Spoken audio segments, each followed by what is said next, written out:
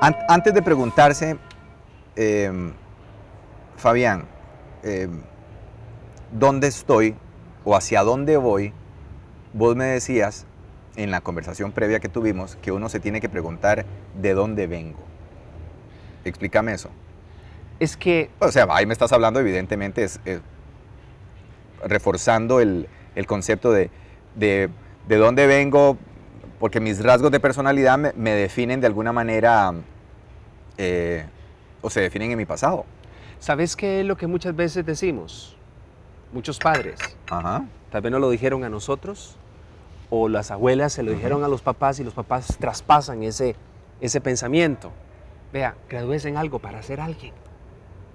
Ujú. Ujú. Entonces, ahí está el error y ahí es donde viene el peso sobre la persona. No importa, papito, vea, no importa si ese título usted después lo agarra y se lo lleva al interior para limpiarse con él. Pero sea alguien, sea algo. Y en efecto, tomamos decisiones en función de ser alguien menos nosotros mismos. Y es que nosotros tenemos una historia que se va nutriendo de las experiencias. Estoy seguro que en el pasado, Edgar Arturo Silva, nacido en Liberia, Guanacaste, empezó a ser lo que hoy es cuando era chico. ¿Cómo? A través de las experiencias, de su forma de relacionarse, empezar a desarrollar esas fortalezas. Hay un problema grandísimo y es que nosotros queremos dividir esa parte, eso que nosotros somos, esa esencia, a la hora de tomar decisiones para escoger un camino profesional, empresarial, de trabajo, de lo que sea. Queremos dividirlo totalmente. Entonces, sucede como en las empresas. A mí me hace una gracia porque me llaman empresas para ver cómo podemos desarrollar las debilidades de las personas. Y es ahí donde yo les paro y les digo, vean, este es el peor error que las empresas cometen, las familias cometen, todo el mundo comete. Queremos meter a los chiquillos para que desarrollen y para que fortalezcan debilidades. ¿Por qué no entonces cambiar la perspectiva y llamar a la gente para que se capacite y para que inviertan todo su potencial, o sea, para que inviertan todo ese Energía, fuerza. todo ese dinero, toda esa fuerza en ser más fuertes en lo que son, En sus habilidades. en sus habilidades? Entonces, en las familias estamos haciendo lo mismo. Invertimos un montón de cosas para ver si acaso el chiquillo es bueno en las matemáticas cuando no lo es. Si es un cerrado como un bombillo para las matemáticas, ¿por qué entonces no lo reconocemos en su experiencia? Su experiencia. Nosotros tenemos una historia. Tenemos que tomarla en cuenta a la hora de desarrollar o tomar decisiones que van a tener un impacto a 50 años. Es más fácil desarrollar las habilidades que practicar las debilidades. Por supuesto, y más barato. ¿Por qué? Porque, y ojalá las escuelas fueran así, los colegios, que en vez de llevar español, matemática, hagamos un análisis de cuál es la potencia de este chiquillo. Y a lo largo de esos 5 años, consolidarlo en esa potencia. Y si esta otra chiquilla es buena para las letras, o para los idiomas, o para el arte, ahora que el tema, la referencia para este tema era la parte artística, ¿por qué no someter todo un programa específico desde 7º año hasta 11º para fortalecer eso? Y que las otras materias sean opcionales o bien que no sean el fuerte. Sí, para explicarles, por ejemplo, en Estados Unidos, en algunos estados de los Estados Unidos, vos llevas el ciclo básico, español, ciencias, bueno, perdón, español no, inglés, las ciencias, pero después vos como estudiante ya de colegio podés escoger las materias que a vos te interesan. Desde el arte, mecánica, por ejemplo, y te van en efecto orientando. Y Edgar, eso produce gente más segura, más efectiva y eficaz a la hora de tomar decisiones y lo que es mejor, gente con su autoestima arriba. ¿Por qué? Porque lo que está desarrollando es lo que es en esencia. El objetivo de esta entrevista es hablar hacia dónde voy, ¿verdad? Pero para saber hacia dónde voy, bueno, ya te pregunté que es importante saber de dónde vengo. Por supuesto. Para saber dónde estoy y poder decidir qué camino voy a tomar, Fabián, tengo que ubicarme y como decía Floribé el lunes pasado, tengo que estudiar el entorno. ¿Cuál es tu opinión acerca de en qué me tengo que fijar, en qué me fijo para saber dónde estoy? Usualmente esa pregunta, ¿dónde estoy? ¿Qué estoy haciendo? ¿Hacia dónde voy? Son preguntas terroríficas y usualmente son el resultado de esa inefectividad y esa insatisfacción, porque hay mucha gente que desarrolla grandes trabajos, grandes carreras, grandes proyectos, pero el resultado emocional es de una insatisfacción tan grande que al final dicen, ha pasado años, estoy en esta carajada y al final, ¿qué hice? Y hay mucha gente vacía, en oficinas, en consultorios, en distintas disciplinas. Entonces, yo creo, ahí donde empiezan las preguntas, ¿dónde estoy? ¿Hacia dónde voy? ¿Qué hago? Son preguntas terroríficas y de connotación negativa. Tomemos entonces esas preguntas y pongámoslas desde un parámetro distinto. El dónde estoy debe considerarse como el punto de partida para cambios si usted no está satisfecho. ¿Dónde estoy? ¿Qué es lo que significa? Entonces, implica primero confrontarse y despertar a la cruda realidad, mi señor, de que se está desarrollando uno en un ámbito que le produce cualquier cosa excepto satisfacción. ¿Cuál es el motivo por la cual estoy yo en esta vida? Para tener satisfacción. Suena muy hedonista, suena muy por placer por placer. Pero en este caso, si no tenés satisfacción en el trabajo y en la misión que tenés que desarrollar, mira, estás transgrediendo contra tu vida y contra la vida de la sociedad. Entonces, ¿dónde estoy? Implica también evaluar si a mí me tengo... parece que, perdón que te interrumpa, a mí me parece que mucha de la frustración y de la insatisfacción que la gente puede tener en determinado momento viene de eso. Por ¿verdad? supuesto. O sea, por supuesto, porque... No son, de verdad que no son felices, entonces no nos dejan a los que somos felices. Felices. Ok. Porque te intoxican. Mira, el asunto de la carrera no tiene que ver, como dije al principio, con una situación en la que yo escojo una profesión. Tiene que ver con afectar mi vida para luego entonces afectar el entorno. Por eso es que hay tanta deserción en muchos jóvenes, porque están perdidos. Porque la pregunta no es ¿qué tengo que hacer? Sino que partimos de ¿quién soy? ¿Dónde estoy? Entonces, hay que evaluar, basado en eso, si yo tengo otras preferencias por encima de mi escogencia. ¿Qué quiere decir esto? Que evalúelo usted, con usted mismo, si usted está desarrollando lo que escogió, pero está constantemente pensando estar en cualquier lugar menos en el lugar en el que se encuentra.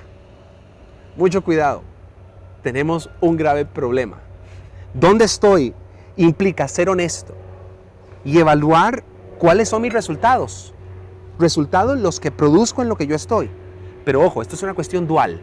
¿Cuáles son los resultados que yo devengo, que yo recibo por lo que yo estoy haciendo?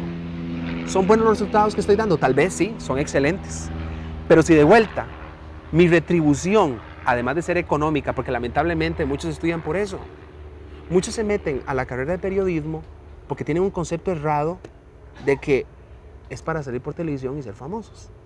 Pero no tomamos en cuenta de que hay una serie de cosas que debemos de desarrollar que tal vez no son nuestro fuerte. Entonces, ¿cuáles son los resultados que yo doy y cuáles son los resultados que yo devengo? Pensar si hay lentitud a la hora de captar conceptos y no sobre el área en donde estoy, y no tiene que ver solamente con una cuestión de aptitud, me cuesta, no entiendo, sino de mi disposición y de mi actitud para recibirlo. Estoy en un lugar en el que yo odio. Sería terrible para Edgar pensar de que tiene que despertarse todas las mañanas a las 4 y decir, qué pereza, tengo que ir, saludar a Adrián, sentarme en el escritorio, tener que agarrarme con el montón de salvajes de los camarones. Tengo que escribir, estoy siendo muy sarcástico hoy, sí. Tengo que escribir, tengo que arreglar, tengo que decir hola. Sería terrible para Edgar llevar a cabo ese estilo de vida. Y sería terrible para la gente recibir ese tipo de vibra. Por eso es tan importante determinar cuál es tu disposición física, cuál es tu disposición emocional, cuál es tu disposición afectiva, cuál es el nivel de ilusión y entusiasmo cuando vos te enfrentás con el trabajo que tenés que hacer o con la carrera cada vez que tenés que ir al aula. Hay muchachos que duran 10 años en la universidad y solamente han cursado 3 materias de la carrera. Les faltan como 50. Sí, no tiene ninguna motivación. ¿Por qué? Porque están en la silla diciendo, ¿en qué momento se va a callar este profesor? Yo debería estar en otro lugar. Y al final ni siquiera aparecen. Y eso es terrible. Si su motivación, considere si su motivación es pura o adulterada. ¿Qué quiero decir con esto? O sea, un segundito. Ajá. Pura o adulterada, quédate. Si estás frustrado, si sentís que no tenés ningún tipo de derrotero, entonces hay que cambiar el rumbo. Por eso hay que hacerse las preguntas que nos da terror, porque ese va a ser nuestro punto de partida. Y la primera pregunta es, ¿en dónde estoy? Que como dije al principio, implica confrontarse. Y es despertar a la cruda realidad de que estamos desarrollando algo que no es lo nuestro.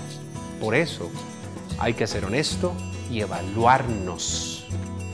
Si la motivación que nos mantiene allí es pura o adulterada. Es decir, estamos allí porque hay una convicción y nos sentimos plenos, o estamos en esa carrera por compromisos, o porque no teníamos otra cosa que hacer, o tenemos compromisos e intereses de índole financiera. La segunda pregunta, que creo que es la más importante después de la confrontación, es ¿qué hago ahora? Esta pregunta implica tomar decisiones a partir de un parámetro distinto. ¿Quién soy yo? ¿Cuál es mi potencial? El ¿qué hago ahora? Te va a permitir u obligar a redescubrirte y aceptar lo que en realidad sos. Desde esa perspectiva, entonces, necesitamos entender qué es un potencial. Ese potencial debe ser descubierto, porque te digo, esta es una ley. Si nosotros conocemos nuestro potencial, nuestro cúmulo de fortalezas, competencias, potencias y nuestro estilo de vida se van a disparar hacia lo alto e impactar de manera positiva nuestras vidas y también nuestro entorno. Tal vez por ello es que la gente suele ir confundida por la vida, no saben en dónde meterse, estudian, trabajan, pero un alto porcentaje tiene la sensación de que le falta algo. No saben si realmente lo que hacen es lo que les gustaría de verdad hacer. El conocimiento de uno mismo es crucial para desarrollar las potencias e identificar nuestros talentos naturales y cultivarlos para convertirlos en fortalezas. Uno debe descubrir su talento. Eso que pensaste recurrentemente, eso que sentís recurrentemente, ese comportamiento que te sale de forma natural. Pero nuestra tendencia errónea es desgastarse en entrenamiento repetitivo de cosas que son ajenas. Aprender destrezas nuevas para crear un nuevo desempeño es virtualmente imposible y una gastadera de tiempo. Las destrezas determinan la capacidad para hacer algo, pero los talentos revelan cuán bien y con cuánta frecuencia pueden hacerlo. Lamentablemente, la gente se prepara para desarrollar destrezas y no sus talentos. No caigas en ese error. Cuando invertimos tiempo en nuestra potencia, nuestros talentos nos hacen reaccionar de una determinada forma e inmediatamente percibimos la sensación de bienestar. Ellos no solo nos empujan, nos hacen sentir ricos, productivos, exitosos y demasiado bien. Los talentos, por lo tanto, son la materia prima más importante para desarrollar fortalezas. Esas fortalezas se traducen en carreras estables y plenas. Cuando eso sucede, uno tiene claro otra pregunta. Pero no la diremos ahora, sino en la siguiente entrega. Así que espero que esto te esté dando un poco de guía y de claridad. Nos vemos en la próxima y sigamos en esta carrera.